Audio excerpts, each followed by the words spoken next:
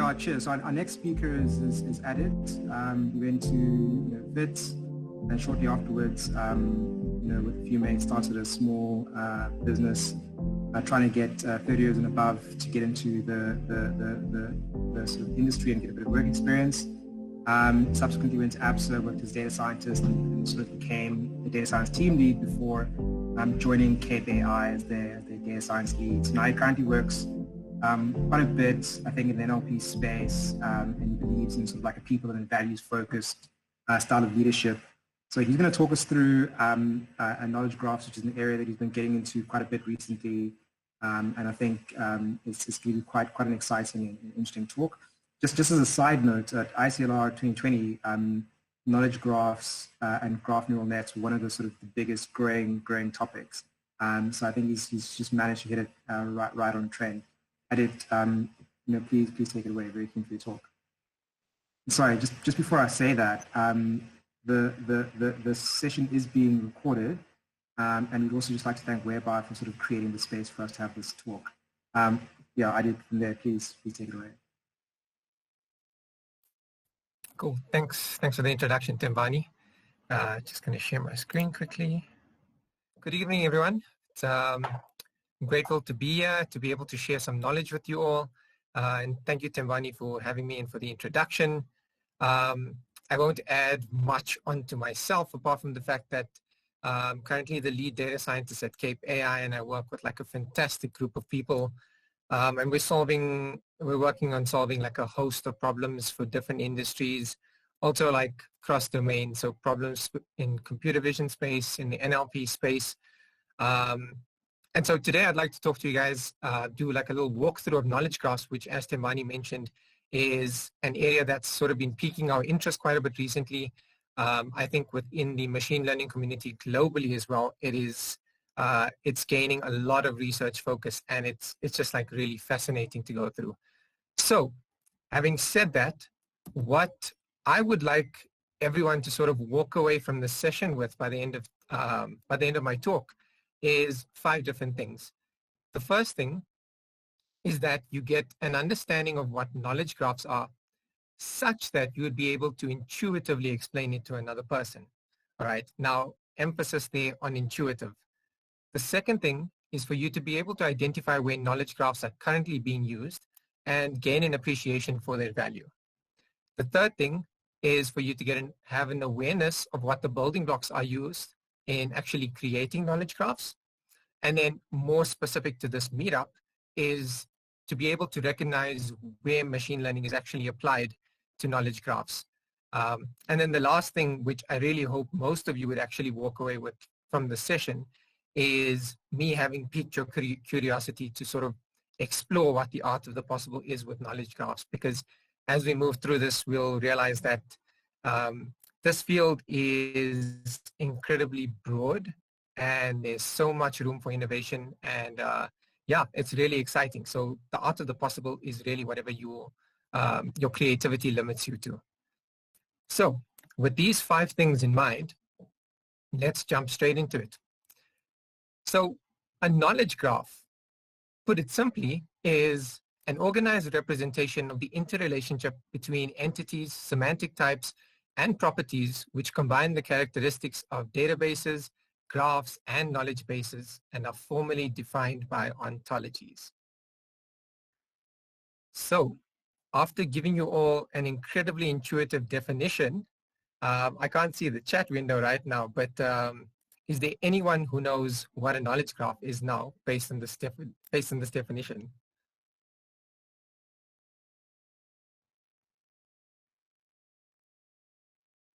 I think the general consensus is probably no. Great. Okay.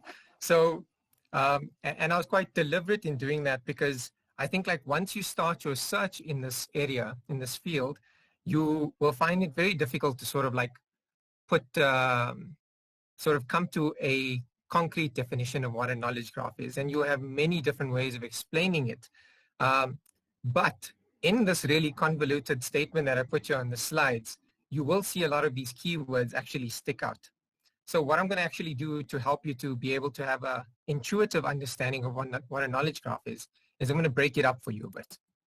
So a knowledge graph is a way to represent information about objects, events, situations, and their relationship with other objects, situations, and events.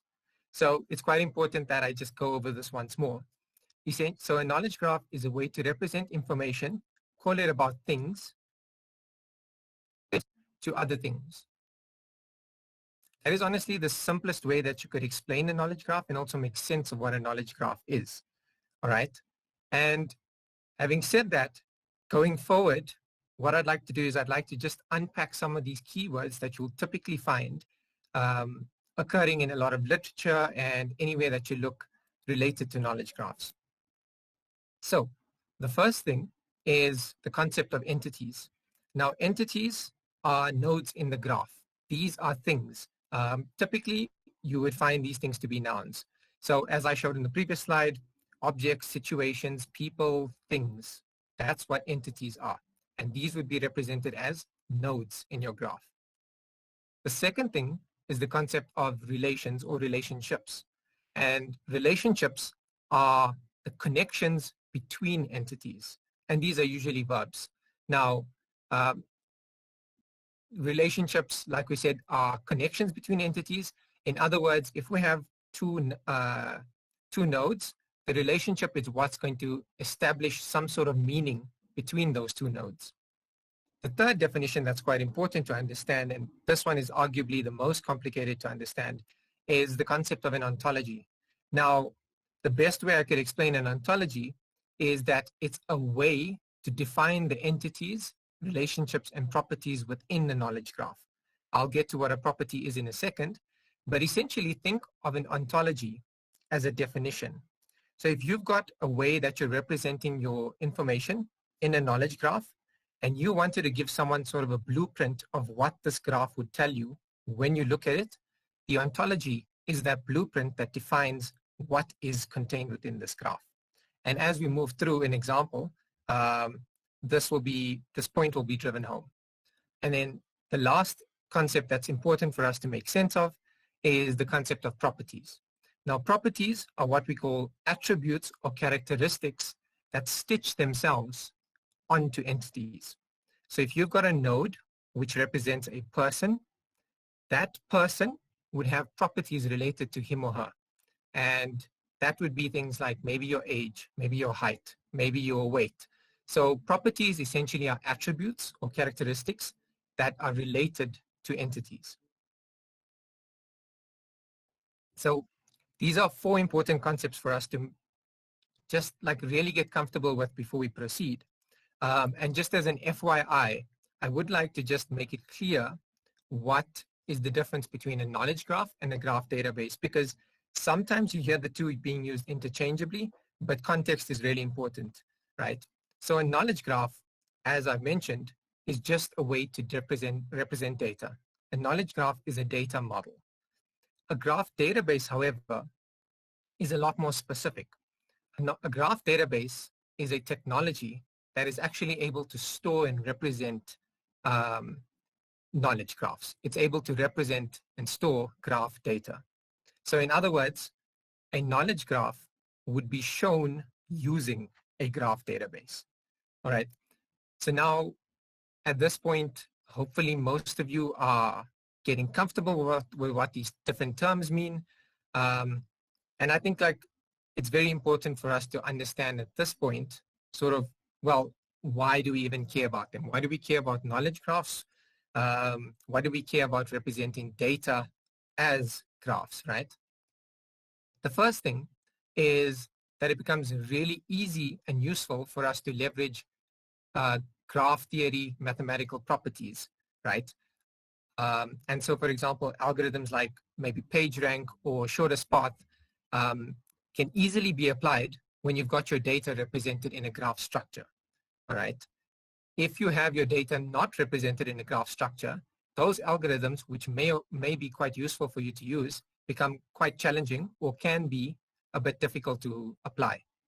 The second thing is that knowledge graphs are dynamic and easily updatable, which means that unlike you having to, let's say, like have a static snapshots of different tables, like data in different tables.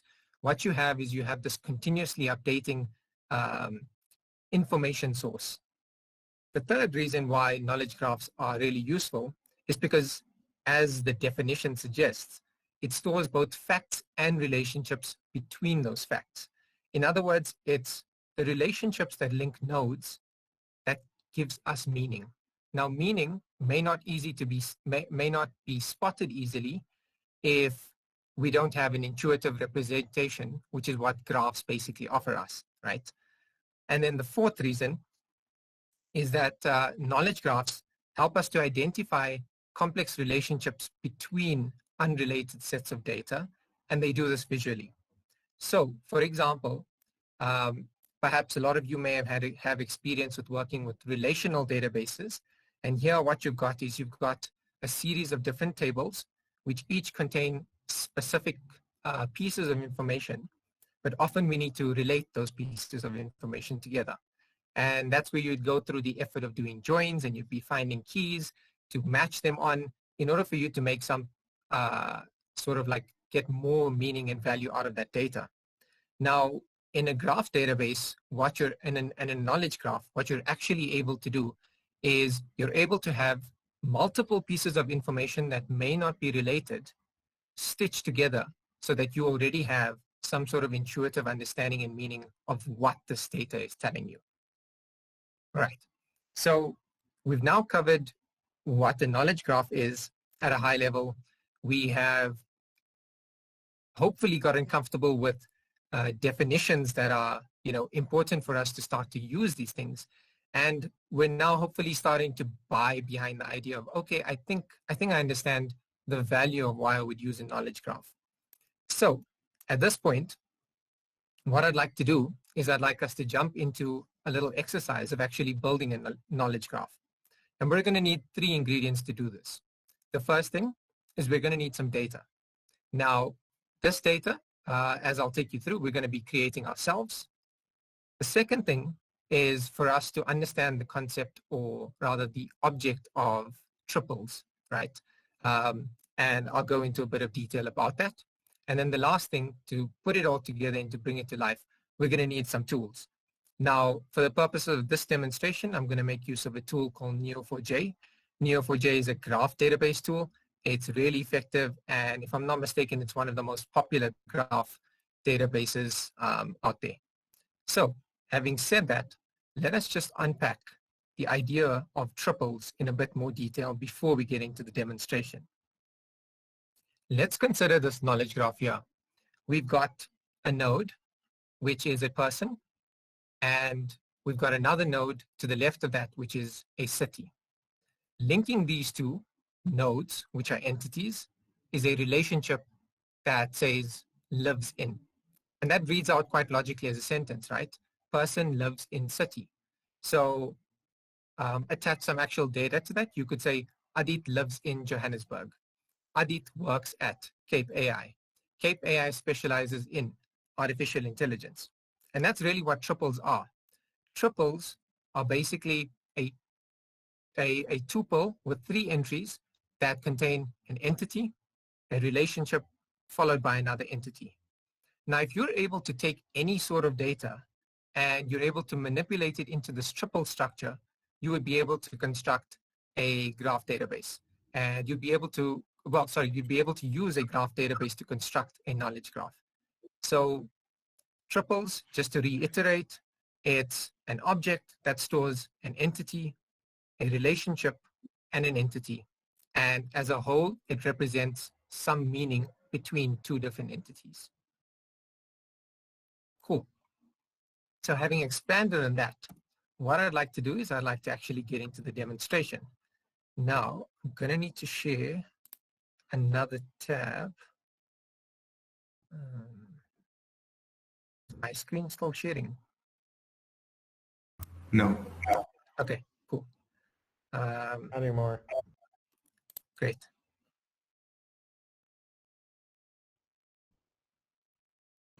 Nothing here.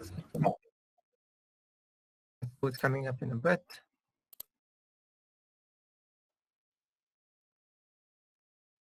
Okay. Can you guys see my screen here? It should be the Neo4j database. Yep. Okay, awesome. So just ignore what's on the screen at the moment. What I'm going to do is I'm going to talk you through what we're going to do. So thinking back to that example that I put on the screen when I was explaining the triples, essentially what we need to do is we need to create some entities. We need to create relationships between these entities, right? So I've constructed, like hard-coded some entities and the relationships, and I'm just going to walk you through it so that this idea of a triple is just sort of solidified in your mind. So the first thing we're going to do is we're going to create an entity or a node in a graph called a person. All right. So this defines what the type of the node is, person. Now, what you would do is you would essentially then attach some properties to this entity. And if you recall, a property is some information about that node. So in this case, I'm creating a node and I'm saying this node is going to be a person node.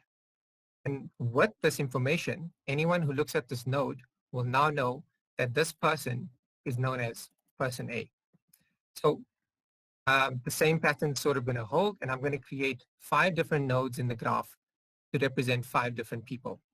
So at this point, those are just 5 different nodes. They're sitting randomly. Nothing connecting them. All we know is that they're people and they have names. Similarly, we can go and we can create companies, right? We can create another node, well, another 5 nodes. We make the type of these nodes companies, and we attach some information to it. We attach properties to it, which are the company names, company A, B, C, D, and E. Now is the point where we want to take this triple idea and we want to actually create some meaning. We want to create some relationships between them, right? Sorry, we're also going to create 5 more nodes which represent cities. So in this case, we're creating a node for Cape Town, 1 for Johannesburg, 1 for Durban, 1 for London, and 1 for Dublin.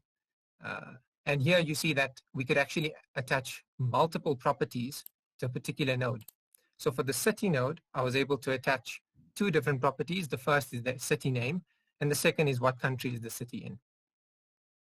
And then lastly, I'm going to create another 5 nodes, which basically just talk about different fields of, different fields of specialization. All right. So we'll create a node to represent financial services, a node to represent machine learning, a node to represent manufacturing, mining, and healthcare. Now we've got all these disparate nodes sitting in our graph. And what we want to do is we want to actually start to create some relationships and get some value out of this data. And so here's where triples come in. So with triples, syntax would change depending on what tool you're using. But essentially what you do is you'd represent your first entity, which in this case is person 1. You'd put down what the relationship is. In this case, I'm defining a relationship called works at. And I'm putting the second node over there. All right. So there's our triple. It's entity, relationship, entity. So following on from that logic, what we do is we basically just start to create some links in the graph. So person 1 works here, person 2 works there, person 3 works there, and so forth. Now, what we want to do is those same people live somewhere. And so we'd apply the triple construct again, which is person 1 lives in, I'm creating my own entity, my own relationship here, and where do they live? So person 1 lives here, person 2 lives there, 3, 4, and 5. Now, if all of this is making sense to you, and we run this, what we should do is we should be able to now visualize this, just so that it makes sense to us. So I'm going to go ahead and run that command, and you'll see that it would have created the data for us. Now, what I want to do is I want to see what this data looks like, right? I want to see what it looks like graphically, and bam. So what we got here is Neo4j spitting out the results of the graph that we've done. So I'm just going to try and make it look pretty here, but let's have a look at this. What we see here is that person E works at company D and they live in Durban. Person D happens to also live in Durban and also work at company D. We have person B who works at company B and who lives in Johannesburg. Person A works at company A, lives in Cape Town, and person C lives in London and works at company C. All right, cool. So now, maybe it doesn't look very impressive, but essentially what we've started to do is we've started to create a graph. This graph contains information, and we can scale this out with as many entity relationships as we want, right? And a really good example for those of you who would be interested is when you download Neo4j, they've got like a nice tutorial that takes you through this movie database example. And I'm just going to demonstrate to you like how extensible knowledge graphs can get using graph databases and how much value we could potentially extract from them. So we're going to run this to create a whole lot of entities, a whole lot of relationships between them. And we're just going to return some information about it. We're just going to have a look at what it looks like. Bam. Okay, so now you should be seeing this really cool, trippy visualization on your screens. That's what I really like about Neo4j as well. Like, it just looks really cool. You can like mess around with it quite a bit. But essentially what we've done is we've got a database which contains a whole lot of information about movies. So actors, directors, different movies. And what we're able to do is we're able to query this large database to give us the top 10 movies that Tom Hanks has actually acted in and who the directors for those different movies were. All right. So we see here like Tom Hanks has acted in Apollo 13 and The Da Vinci Code. Both those films happen to be directed by Ron Howard. And if you hover over the Tom Hanks node here, you would see that at the bottom, we've got some information, which are the attributes about him. So he was born in 1956. His name is Tom Hanks. And you could add on a whole lot of other things to it. Cool. So at this point, I'm actually going to take a quick pause and ask if there are any questions. Are people still with me?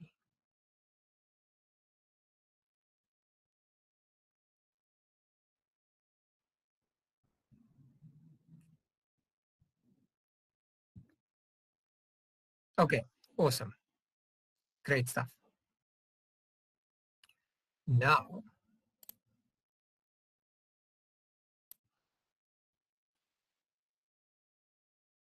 can you guys see my screen in presentation mode? Yeah, I can see it. Great. Okay. Yes. So at this point, most of you have come to this meetup because it's the machine learning meetup, and you're probably wondering, well, where's the machine learning in all of this? For a lot of you, this might be the fun stuff. For me, it's the fun stuff, and perhaps it's not the fun stuff for you. But nevertheless, what I'm going to show you here is where machine learning actually starts to get applied to knowledge graphs. So I'm actually going to remove that slide for a second. I'm just going to talk through what we saw there. If you have to just take a second to comprehend the amount of information that may have been contained in that movies database, which by the way is extremely large. All I did was I showed you a little subgraph, if you will, which is about Tom Hanks and the top 10 films that he's acted in and who the directors were for that film. Now think about the different relationships that could possibly exist in this entire data set, right? You could have movies, you have information about those movies, which is like when they were made, how many people were on the cast, how much did it bring in at the box office, who were the actors, do you have information about the actors, do you have information about the directors? And so the knowledge base actually just has almost like endless opportunity to grow, right? And what you would be able to do is you would be able to start at a node and you'd be able to traverse along this ridiculous graph and eventually find some sort of connection to an entity that sits very far away, but now you've got meaning, all right? And that's sort of the beauty of it. And that's where machine learning comes in, right? So things that you can do when you're applying machine learning to a graph is you can do things that sort of like scoring and classification of nodes, all right? So given a set of attributes and relationships, can you predict that the node this particular node here is a person node? Can you predict that this particular node is a director node, right? The second thing that you could do is relationship prediction. So if you have two different entities, two different nodes, and you've got properties about those, and you look at the neighboring nodes and you've got a whole lot of information about those, what you could do is you could perhaps infer what the relationship is between this node and the one next to it, which is unconnected. All right. So there's some really nice inference that you could do there. The third thing, which sort of like can be used in conjunction with relationship prediction as well as classification and scoring of nodes, is embeddings. So those of you who are familiar with like NLP would know that you have word embeddings, which are fantastic in terms of us identifying sort of like semantic similarity between different words, right? You basically take a word and you're able to represent this word as a vector, and you can compare that word to another word, which is also being converted to a vector, and bam, you can see are they similar by taking, for example, the dot product between those two vectors. Now, the same approach, for example, of word to vec can be applied to graphs for us to get what are called graph embeddings, or more specifically, you could get a node embedding. The fourth thing, which is quite cool, and there's a lot more, but essentially what you could do is you could apply some unsupervised learning to this wonderful graph structure to identify subgraphs, clusters within there, for you to get even more meaning out of this graph structure. Now, bear in mind, again, the value here is that if you had a relational database table and you were trying to do joins between, let's say, 5 different tables, it becomes really tricky for you to just make sense of what is it that you want to do and what do you have at your disposal to do that, right? Whereas when you've got this data represented quite nicely, visually, it really triggers your mind to think that, okay, I could find a cluster of related nodes and entities, and this tells me something about the data. And essentially, the 4 things that I've listed above there, you can apply traditional machine learning and deep learning techniques to it. Now, I want to actually unpack the idea of embeddings a little bit more, because embeddings are really important for us to understand where the value comes in here and how this stuff here is not necessarily just data that could be represented as tables. And I'll explain this now. So let's consider the embeddings, all right? An embedding says we want to take something and we want a vector representation for that thing, all right? So in the case of word embeddings, you would have a word and that word would be represented as like a whole lot of vectors, dimensionality up to you, okay? So a method was basically created called node to vec, which sort of borrowed the same thinking from word to vec, right? And so what we do is let's take a single node in this graph that we see here. Let's start with node 1. And what we're going to do is we're going to do this we're going to go through this exercise called a random walk, all right? And in this random walk, assuming that all of these lines here are directed, what we would do is we would say from node 1, where can I go to next? All right, so from node 1, I can go to node 4. And then from node 4, I could either go to node 3 or I could go to node 5, right? So it's a random walk, so it doesn't really matter.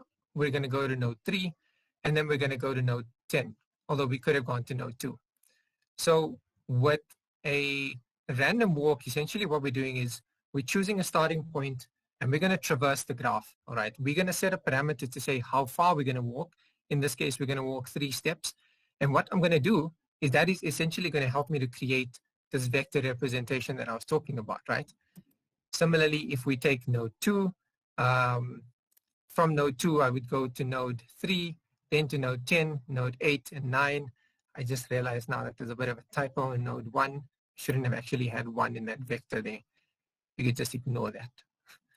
And then another example is if we take node 8, where you'd have 7, 6, 5, 4 being the walk that you could take, right?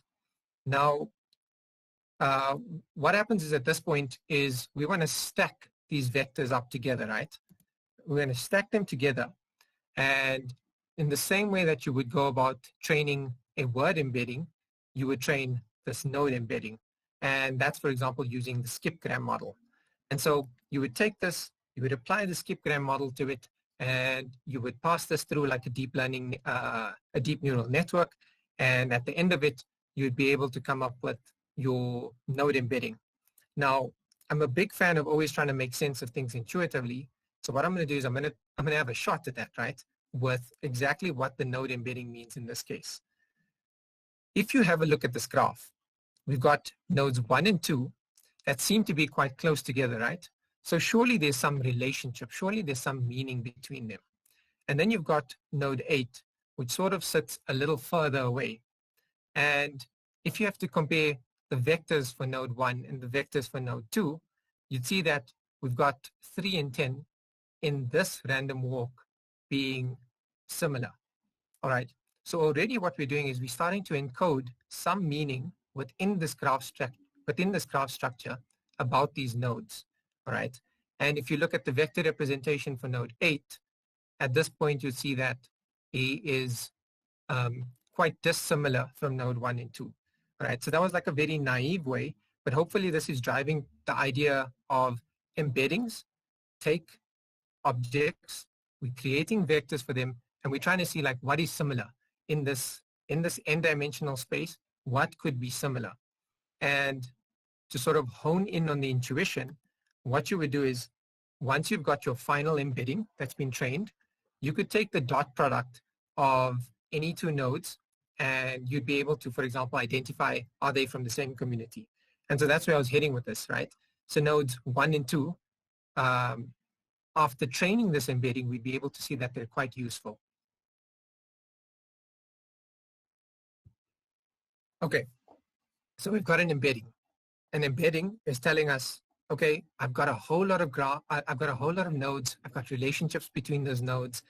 And what this embedding has helped me to do is it's helped me to identify nodes that may or may not be similar or in the same community, right? But now, if we go back to, for example, like on the previous slide where I mentioned like node classification and scoring or relationship prediction, as you can see, this node embedding itself is only using information from the nodes. It is using the node itself, which means we're now losing out on a wealth of information, which is contained in the attributes, which is contained in the relationships. So for example, if these nodes 1 and 2 represented like a person and a place of work, we are losing out information on, let's say, an attribute here, which is the person's qualification, the person's age, for argument's sake. And if the second node, like I mentioned, is like a place of work, like a company, then we actually haven't used any of the properties here, which could have been what this company specializes in, how big is this company, where is this company based, right?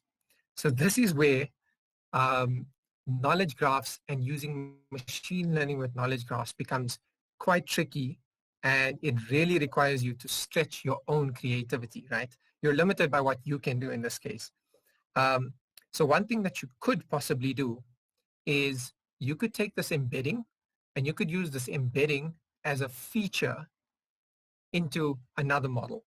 And what that other model would basically try to model is it would separately take the attributes and the relationships and essentially try to create like a tabular structure of the data. And then you slap your embedding onto that. And what you'd be able to do is you'd be able to, for example, classify, like I mentioned, like that is a person node, or we're going to predict that the link between nodes 1 and 2 is that there's some sort of employment that's taking place between these two. Okay, so I don't have a concrete example to work through with that, but I want to just repeat what I said so that hopefully it does make a bit more sense. What you could do is, if you're creative, you take the attributes and the properties that you have within your graph, you take the relationships, and now you start to move towards like what we know as data scientists to be like workable data to create models, and you try to create some sort of tabular representation with the attributes, with the relationships. And then your embedding layer applied on top of that almost as like a feature.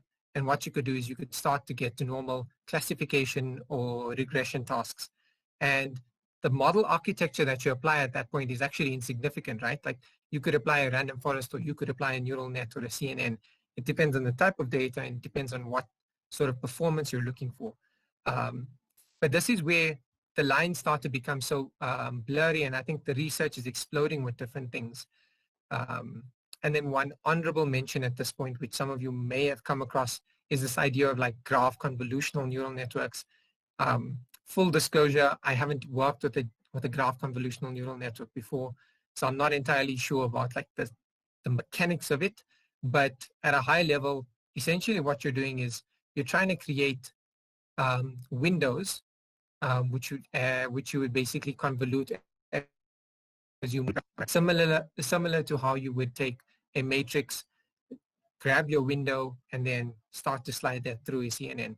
So I think like when it comes to machine learning on graphs, there's really so much that you can do, but you've got to be creative and you've got to be adventurous around getting some value from it.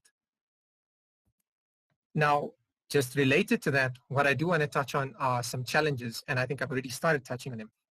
The first thing is you would find that it's actually, there are no standardized benchmarks that exist currently within like research groups, even though like they're constantly hunting on what constitutes good performance for particular model architecture.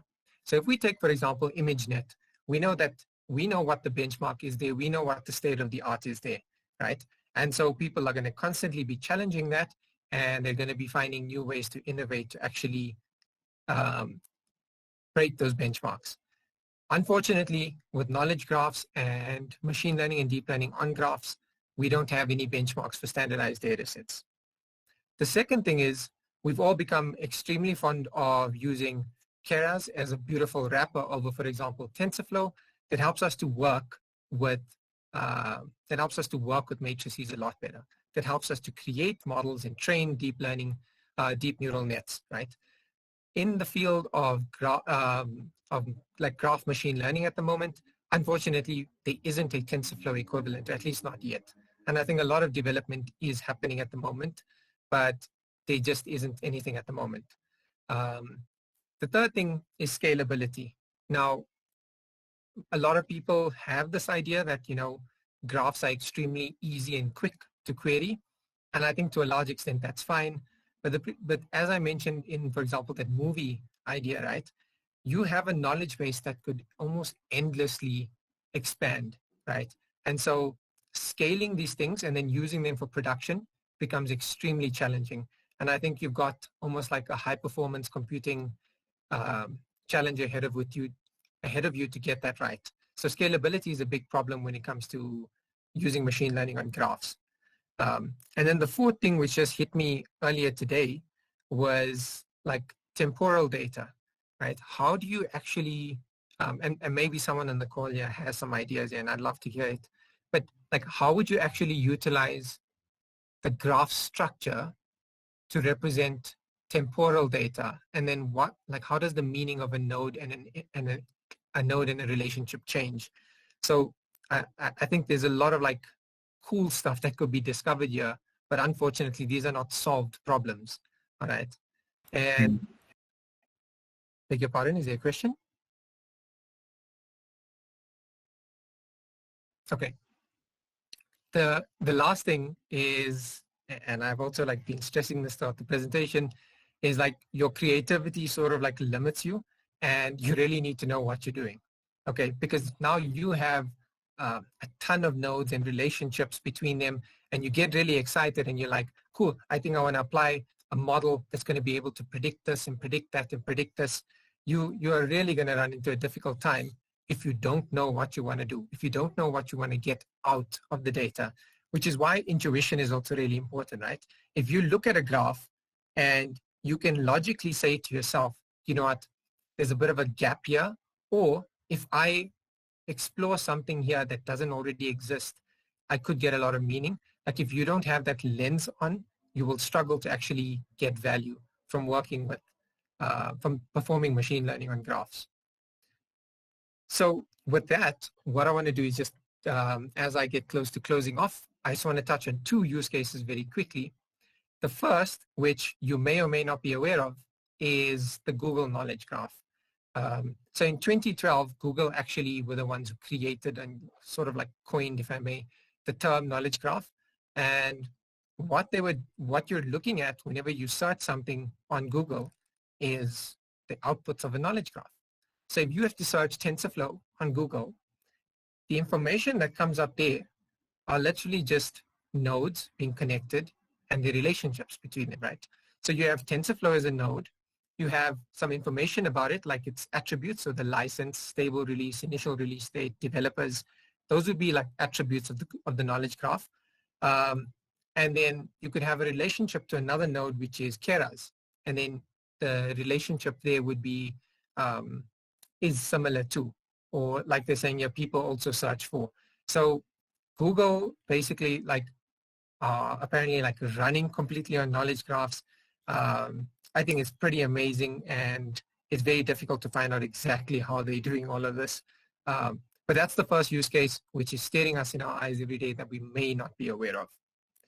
The second use case is something a little closer to home, and this is an initiative that we're working on at Cape AI. And this initiative is called Caffeine Connect. And the problem we're trying to solve with Caffeine Connect is silos that exist in organizations and reinventing the wheel that takes place quite often. All right. And that's just due to, for example, like the sheer size of corporates, right? You have people in multiple departments who could be doing similar things, but there's no way that they would know that the other department exists, right? So what we're doing with Caffeine Connect is we're actually, we're building our technology that takes in communication data, is able to construct the knowledge graph of the different things and people who are doing things. And what we're doing is we're suggesting people to go and get coffees with other people in the organization who may be doing something similar to them, or who may have some valuable information to share with them. And so before I close off, I want to just do a quick recap with most of you, and you can answer this in your head. But the first thing is, do you have an intuitive understanding of what a knowledge graph is? All right. Are you able to go and explain it to your brother or sister, whoever, after this presentation? If you have, we've got a tick there. The second is, are you able to now identify, or at least stretch your mind to identify where knowledge graphs are being used? And do you have some sort of appreciation for their value? All right. I think the Google use case is arguably the strongest selling point there around like appreciating their value. The third is, do you more or less have an awareness of the building blocks used in creating knowledge graphs? And I know like I skimmed over the tools, but there's really like a suite of libraries that you could use to start to get comfortable with knowledge graphs. The fourth is, are you aware of the use cases where ML could be applied on top of knowledge graphs? So like I mentioned, node predictions, link predictions. Do you understand this concept of an embedding, or do you want to go and understand this concept of an embedding in a lot more detail? Is it useful? Is it valuable to you? And the very last thing, which would make me very happy, is if I've piqued your curiosity to go and explore the art of the possible a lot more. And thank you so much for having me. That is my presentation.